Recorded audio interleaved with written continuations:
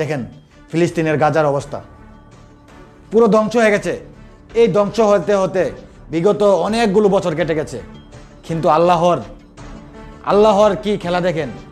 দুই দিনে যদি আপনাদের একটু ছবি দেখায় দেখেন, এ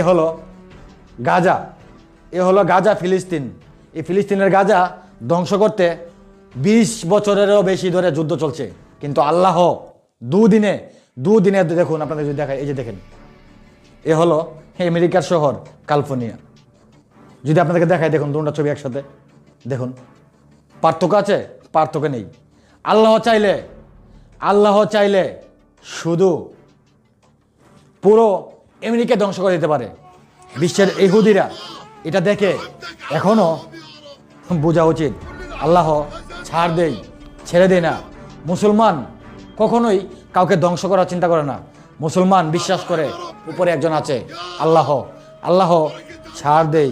ছেড়ে দেয় না।